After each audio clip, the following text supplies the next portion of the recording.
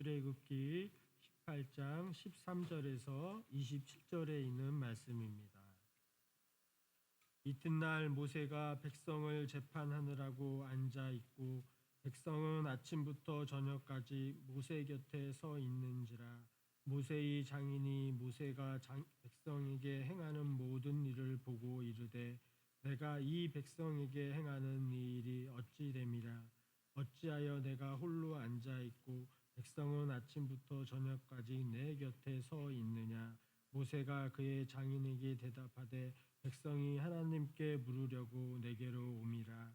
그들이 일이 있으면 내게로 오나니 내가 그 양쪽을 재판하여 하나님의 율례와 법도를 알게 하나이다. 모세의 장인이 그에게 이르되 내가 하는 것이 옳지 못하도다. 너희 또 너와 함께한 이 백성이 필경 기력이 사하리니 이 일이 내게 너무 중함이라. 내가 혼자 할 수 없으리라. 이제 내 말을 들으라. 내가 내게 방침을 가르치리니 하나님이 너와 함께 계실지로다. 너의 하나님 앞에서 그 백성을 위하여 그 사건들을 하나님께 가져오며 그들에게 율례와 법도를 가르쳐서 마땅히 갈 길과 할 일을 그들에게 보이고 너는 또 온 백성 가운데 능력 있는 사람들 곧 하나님을 두려워하며 진실하며 불의한 이익을 미워하는 자를 살펴서 백성 위에 세워 천부장과 백부장과 50부장과 10부장을 삼아 그들이 때를 따라 백성을 재판하게 하라. 큰 일은 모두 내게 가져갈 것이요 작은 일은 모두 그들이 스스로 재판할 것이니 그리하면 그들이 너와 함께 감당할 것인즉 일이 내게 쉬우리라. 내가 만일 이 일을 하고 하나님께서도 내게 허락하시면 내가 이 일을 감당하고 이 모든 백성도 자기 곳으로 평안히 가리라. 이에 모세가 자기 장인의 말을 듣고 그 모든 말대로 하여 모세가 이스라엘 무리 중에서 능력 있는 사람들을 택하여 그들의 백성의 우두머리 곧 천부장과 백부장과 50부장과 10부장을 삼음에 그들이 때를 따라 백성을 재판하되 어려운 일은 모세에게 가져오고 모든 작은 일은 스스로 재판하더라. 모세가 그의 장인을 보내니 그가 자기 땅으로 가니라. 아멘. 혼자보다 함께할 때 하나님은 더 크게 일하십니다 라는 제목으로 함께 은혜를 나누고자 합니다. 인류 역사 속에서 위대한 성취는 결코 혼자의 힘으로 이룬 일이 없습니다. 물론 한 사람의 비전이 씨앗이 되기는 하였습니다. 그러나 그 열매와 숲이 되게 하는 데는 반드시 함께한 사람들이 있었습니다. 이 단순한 진리는 가정에서도 마찬가지고 교회에서도 마찬가지고 또한 사회에서도 마찬가지입니다. 그 어떤 공동체에서도 동일하게 적용되는 것 아니겠습니까? 고대 로마의 격언 중에 하나된 마음은 산도 옮긴다라는 말이 있습니다. 함께하는 마음은 혼자서는 상상도 할 수 없는 일도 가능하게 한다라는 것이지요. 인간은 유한한 존재잖아요. 지식에도 한계가 있고 경험에도 한계가 있고 감정도 그렇고 체력도 그렇고 모든 것이 다 한계가 있습니다. 그러나 여러 사람이 힘과 지혜를 모으면 각자의 약점은 강점이 되기도 하고 강점은 도리어 배가 되는 역사가 나타나는 것 아니겠습니까? 포스트 모더니즘 시대 21세기를 우리가 살면서 뚜렷한 사람들의 성향, 그것은 개인주의입니다. 특별히 코로나19를 지나면서 이 개인주의 성향은 더욱더 심화되었습니다. 혼자 하는 게 편하고 혼자 지내는 게 편하고 혼자 활동하는 게 편하고 그런 성향으로 바뀌게 되었습니다. 그래서 인지는 몰라도 일도 마찬가지로 함께하는 것보다는 혼자 하는 게 편하게 생각하고 합니다. 그러나 거기에서 오는 분명한 압박감이 있습니다. 혼자 하여서 하는 일의 결과는 한계가 있기 때문에 그 이상의 성과에 대한 압박감을 늘 가지고 살아가요. 가정도 마찬가지잖아요. 남편이 혼자지면 참 힘들어요. 그래서 아내도 같이 요새는 짐을 지고 있지요. 사회생활뿐만 아니라 가정의 삶 안에서도 마찬가지잖아요. 교회도 마찬가지잖아요. 혼자가 아니라 함께 하는 것이잖아요. 사회 공동체도 마찬가지예요. 서로 협력함으로써 그 존재의 이유가 더 빛나게 되는 것 아니겠습니까? 물론 공동체이다 보니까 갈등이 없을 수는 없습니다. 사소한 갈등들이 생겨나기도 합니다. 그런 부딪힘도 물론 있으나 마음을 같이 하고 같은 방향을 향해 나간다면 헌신과 이해를 통해서 그리고 사랑 안에서 공동체는 더욱 강해지는 것 아니겠습니까? 성경은 분명히 우리에게 말합니다. 하나님은 사람과 사람 사이의 연합을 통하여서 일하기를 기뻐하신다. 이 말씀을 해주셔요. 이 진리를 오늘 본문 출애굽기 18장은 분명히 우리에게 말해주고 있습니다. 이 본문은 이스라엘 백성의 광야 생활을 시작한 초기 모세가 혼자 모든 것을 재판하고 모든 것을 판단을 도맡아 처리하는 그때의 일입니다. 이 본문을 통해서 하나님께서는 사역을 어떻게 설계하고 계시는가에 대한 본보기를 보여주고 있는 겁니다. 즉 결론적으로 말하면 하나님은 혼자가 아니라 함께 사역하는 구조를 통해서 하나님의 건강한 교회 공동체를 만드시기를 그리고 그렇게 이끌어가기를 원하시는 것입니다. 오늘 이 말씀을 통해 우리가 혼자가 아니라 함께함으로 말미암아 하나님의 교회와 하나님의 나라를 이루어갈 수 있는 우리 성도들 되시기를 주님의 이름으로 축복합니다. 혼자는 한계가 있다라는 거예요. 13절부터 16절 함께 합독하면서 확인해 보겠습니다. 시작.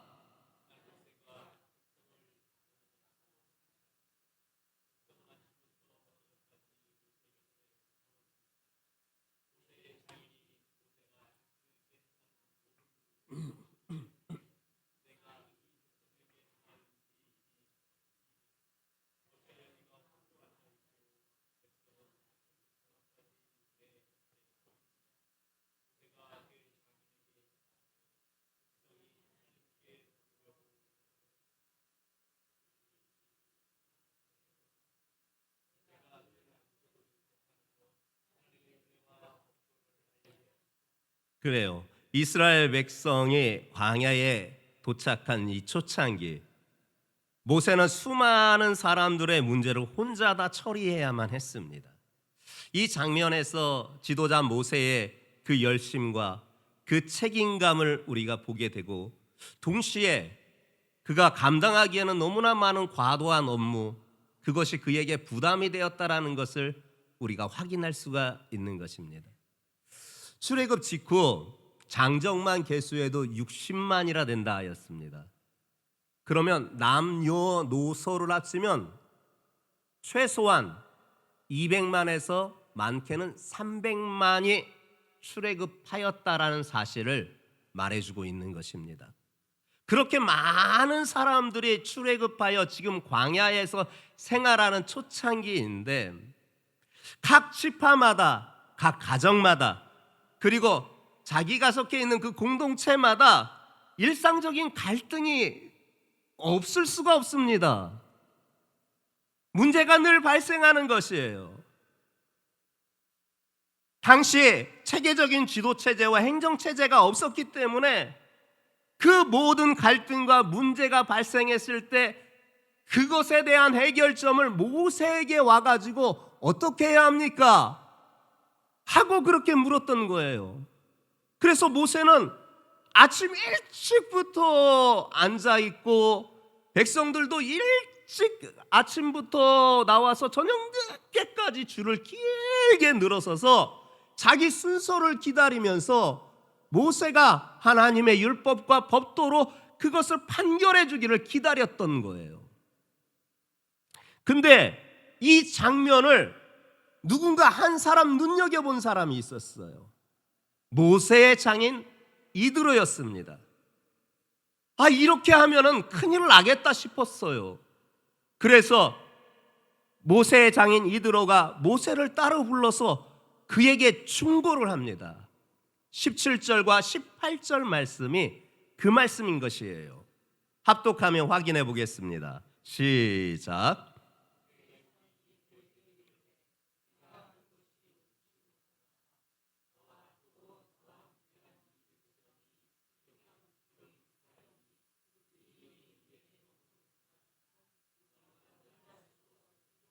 그래요. 이 말씀은 모세 혼자 감당할 수 없는 사역의 무게를 정확하게 지적하고 있는 거예요.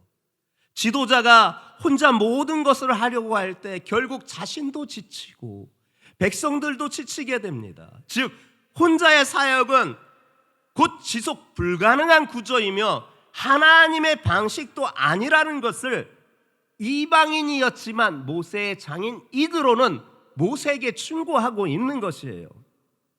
단순한 충고가 아니에요.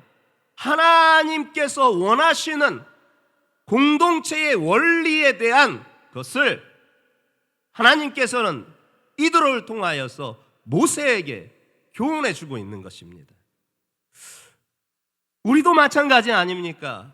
가정에서도 교회에서도 또한 사회에서도 우리가 열정을 가지고 책임감을 가지고 열심히 사역도 하고 일도 합니다. 그리고 종종 혼자서 다 해야 된다라고 하는 마음까지도 그렇게 가지고 가정에서도 교회에서도 사회에서도 무거운 책임감을 가지고 그렇게 살아가지 않습니까? 때로는 오해도 합니다. 협력을 하나님의 계획이 아닌 인간의 약함에서 비롯된 대안이다라고 그렇게 생각하기도 합니다. 그러다 보니까 모든 일을 혼자 다 감당하려고 합니다. 여러분, 그러나 그 열심은 칭찬받아 마땅합니다. 그러나 결국은 지친 탈진이 본인에게도 오고 함께하고 있는 공동체에도 오게 되는, 심지어 그 공동체가 구경꾼으로 남게 되는 일까지도 만들게 되는 것이에요. 영적인 탈진과 더불어서 공동체의 침묵마저도 만드는 결과를 초래할 수 있다라는 것이지요. 몇 년 전에 출석 성도가 한 7,000명 되는 모 교회의 안타까운 소식이 기독교 방송에 방영이 되고 우리 동네에서 멀지 않은 곳의 교회이기에 관심 있게 보게 되었습니다. 그 교회가 교세가 7,000명이나 되는데 큰 위기를 맞았다라는 거예요.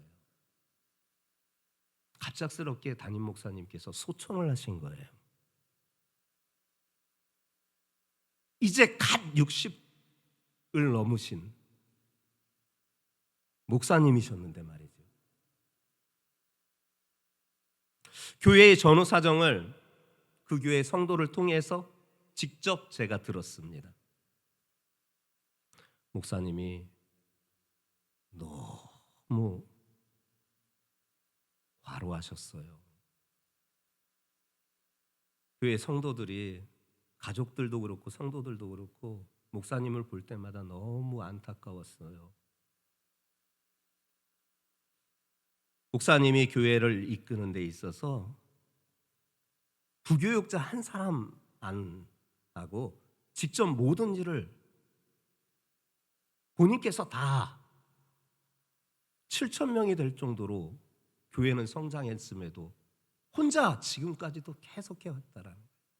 신방도 새벽 예배도 주중 예배도 주일 예배뿐만 아니라 구역은 조성이 되어 있어도 구역 예배도 직접 예배를 드리고 성경 공부도 직접 시키고 또 교세가 크니 성도들 소식이 너무 많다 보니까 여기저기 신방 갈 때도 너무나 많고 그리고 교회에 무슨 설비적인 문제가 생겨도 그것에 대한 처리까지도 목사님이 다 혼자 그렇게 다 하셨대요.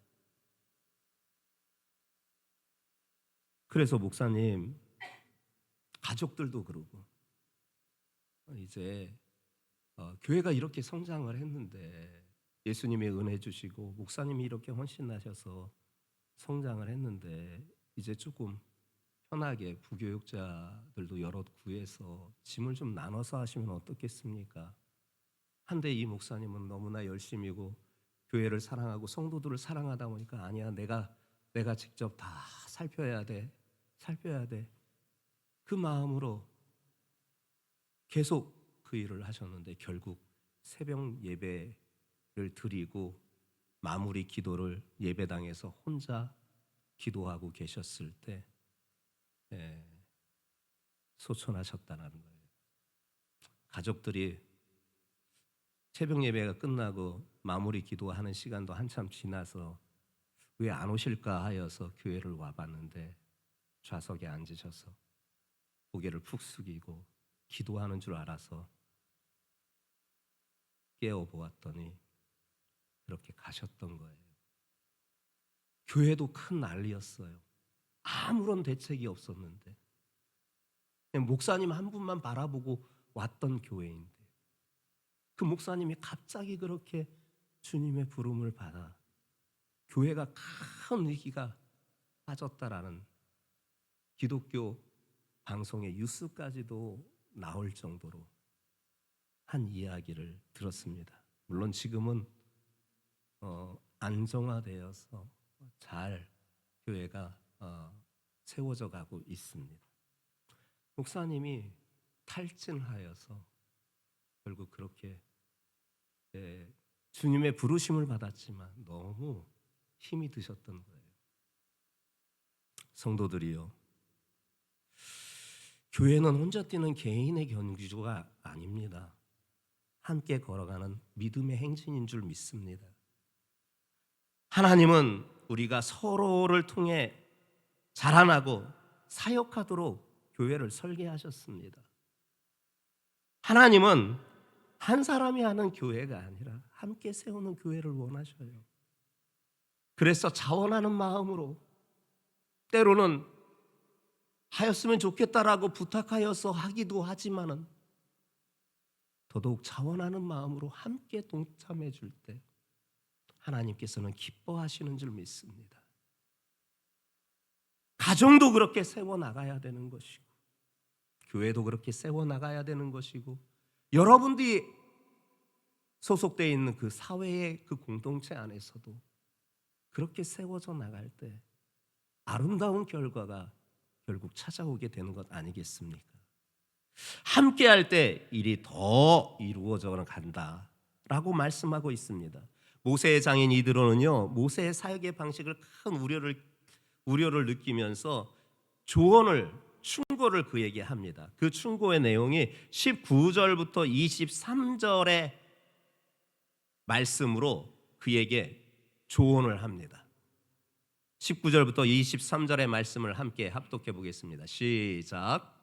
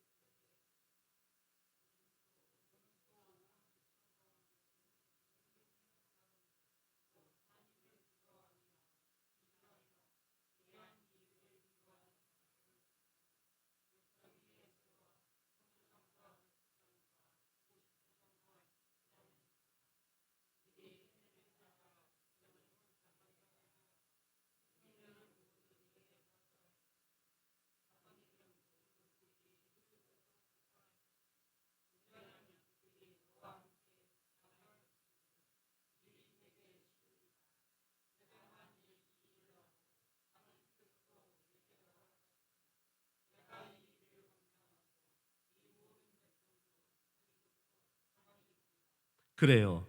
이드로는 모세에게 제안을 합니다. 다만 원칙은 하나 세웁니다. 하나님과의 관계 속에서 원칙은 반드시 붙들고 있어야 된다. 그러나 실질적인 판단과 업무는 유능한 사람을 세워서 함께 짐을 지게 해라 하고 제안을 합니다. 그의 제안은 크게 세 가지로 말할 수가 있습니다. 백성들에게 하나님의 율례와 법도를 잘 가르쳐서 마땅히 갈 길, 할 일을 알게 하는 것이 그 첫 번째였고, 두 번째는 온 백성 가운데에서 능력 있는 사람, 세상적인 능력이 아니에요. 그 이유 곧 이렇게 말씀하시면서 설명을 해주시기를 백성 중에서 하나님을 두려워하고 진실하고 불의한 이익을 미워하는 사람을 세워서 청명을 관리하는 사람으로 세우고 100명을 관리하는 사람으로 세우고 50명을 관리하는 사람으로 세우고 10명을 관리하는 사람을 세워서 그들을 통해서 백성들의 시시비비의 그 문제들을 판단하게 해라. 이게 두 번째였어요. 세 번째는 그럼에도 불구하고 큰 일, 큰 결정, 큰 사건은 반드시 너에게 와서 이야기하게 해라. 요 세 가지였어요, 크게. 이 제안의 핵심은요, 적절한 사람을 세워서 그들에게 위임함으로써 하나님의 뜻을 더 넓고 더 깊게 흘러가게 하라는 그의 조언이었습니다. 특히 사람을 세울 때 이 말씀의 핵심은 사람을 세울 때였습니다. 하나님을 두려워하는 사람을 세워야 된다. 또 하나가 진실한 사람이어야 된다. 또 하나가 불의한 이익을 미워하는 사람이어야 된다. 이 세 가지 사람을 세우는데 원칙을 정해놓은 거예요. 하나님을 두려워할 줄 알면 하나님이 세우신 질서를 위반하지 않거든요. 그리고 하나님의 뜻에 순종하거든요. 진실한 사람은요, 거짓되이 행하지 않거든요. 보는 데서 하고 보지 않는 데서 안 하는 그런 이중적인 태도가 없거든요. 보나 안 보나 진실하게 그 일을 하거든요. 세 번째는 하나님의 일이잖아요. 이스라엘 백성들. 그러면 불의한 이익을 미워해야 돼요. 쉽게 이야기하면 교회에서 형성되는 여러분들이 드리는 하나님 앞에 드리는 그 예물이 함부로 누군가가 그것을 마음대로 쓰게 하는 것을 미워할 수 있어야 되는 거예요. 불의한 이익을 미워하는 사람, 즉 돈에 대해서도 아주 정직한 사람, 이 세 가지 원칙을 가지고 사람을 세워서 그 사람을 통해서 1000명을 관리하고 100명을 관리하고 50명을 관리하고 또한 10명을 관리하게 하면 너의 짐도 가벼워지고 또한 네가 계속해서 이 백성들을 이끌어가는데 문제가 없을 것이다. 아주 탁월한 조언을 해줍니다. 그러나 그것은 이드로가 하였던 생각이 아닙니다.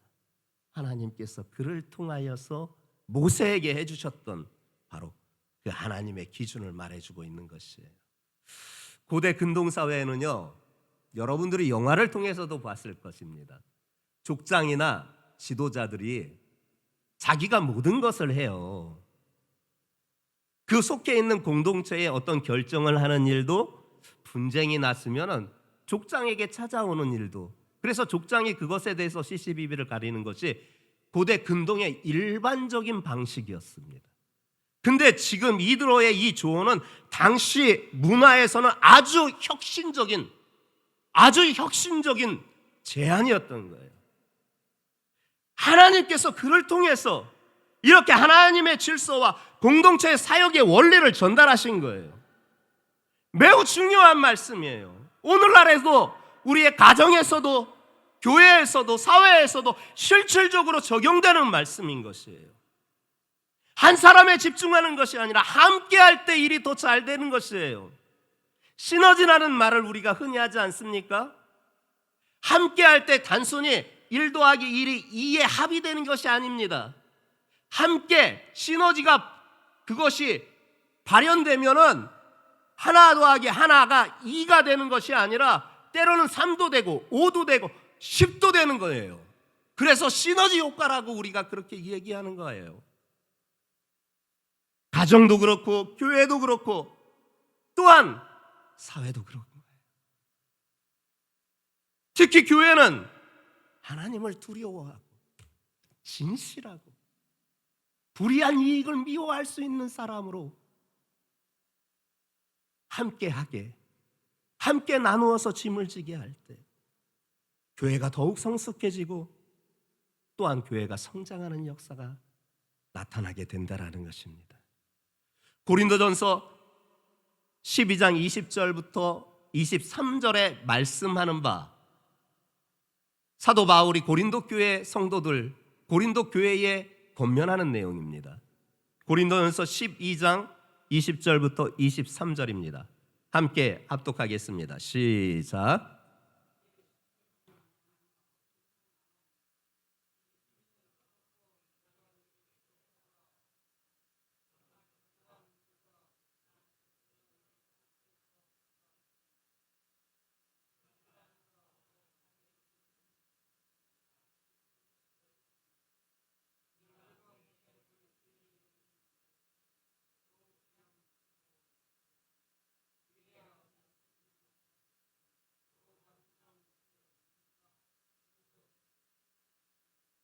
아멘. 우리 몸에는 각 지체가 많잖아요. 근데 생각해 보세요. 손이요, 눈더러 너 쓸데없어, 그렇게 말할 수 없다라는 거예요. 또 머리가요, 발더러 너 아무 쓰잘데기 없어, 그렇게 말하지 못하는 거예요. 또 그뿐 아닙니다. 우리 몸에 약한 지체가 있어요. 근데 그 지체가 때로는 아주 요긴하게 사용돼요. 한 예로 들어볼까요? 엄지발가락이 보통 때는 별로 그렇게 필요 없어 보이는데요, 이 엄지발가락이 어떤 사고가 되었든지 질병이 되었든지 이것이 절단되었을 때는요, 균형을 못 잡는데요, 사람이. 아무 쓸모없어 보이는데 그렇지 않다라는 거예요. 한때 유행했던 것도 있잖아요, 수술 가운데. 근데 그것도 반드시 필요하다라는 거예요. 맹장이요, 맹장 수술 많이 했었잖아요. 예전에는 맹장이 터져가지고, 맹장이 아파가지고 그것이 병명으로 현상이 나타났으면 당연히 치료해서 그것을 수술해서 잘라내기도 해야 되는데요, 예전에는요 그냥 맹장을 그냥 잘라내기도, 아무런 증상이 없는데 잘라내기도 했었던 시기가 있었어요. 근데 지금 보니까요, 뭐라고 말하는 줄 알아요? 맹장이 없는 사람은요 우주 여행을 할 수가 없대요. 우주로 못 나간대요. 희한하죠? 하나님께서 우리 몸 지체를 만들어 놓으셨을 때 인간의 눈으로는 요긴해 보이지 아니하고 필요 없어 보이는 그런 모든 것도 하나님께서 요긴하게 다 만들어 놓으신 거예요. 아름답지 않은 것도요, 우리가 보기에 아름답지 않아 보이는 우리의 육체 가운데 어느 부분도요, 하나님은 아름답게 하시고자, 조화를 이루게 하시고자 만들어 놓으셨다라는 거예요. 이 말씀을 왜 해주느냐? 고린도 교회가 맨날 분쟁하고 싸움박질만 하니까 하나님께서 인간을 창조하신 원리를 통하여서 신앙 공동체가 하나 되어야 된다라는 것을, 그리고 함께 해야 된다라는 것을 알려주시는 진리의 말씀이었던 거예요. 하나님은 혼자보다 함께 할 때 더 크고 깊은 일을 이루어 가십니다. 하나님의 공동체는 한 사람의 유능한 사람이 아니라 함께 모여 하나님의 일을 하는 사람들을 통해서 더욱더 역사를 이루는 거예요. 느헤미야가 그랬더라고요. 느헤미야가 본국에 지금 먼저 귀국한 그 백성들의 성이 없어가지고 그냥 어렵게 산다는 이야기를 듣고 안타까워서 기도해요. 내가 고국으로 돌아가서 저 성을 재건해야 되겠다. 그걸 한참 동안 기도하고 마침내 그의 얼굴빛이 어두운 것을 눈치챈 왕이 뭔 근심이 있느냐 하였을 때 내 고국에서 들려오는, 동생을 통해서 들려오는 소식이 먼저 귀환한, 1차로 귀환한 내 동족이 어려움을 겪고 있어요. 나를 그들에게 보내주세요. 나를 그들에게 보내주신데 거기 가서 내가 성을 쌓을 수 있는 건축 재료도 사람도 그리고 통행증도 좀 나에게 발부 좀 해주시면 안 되겠어요?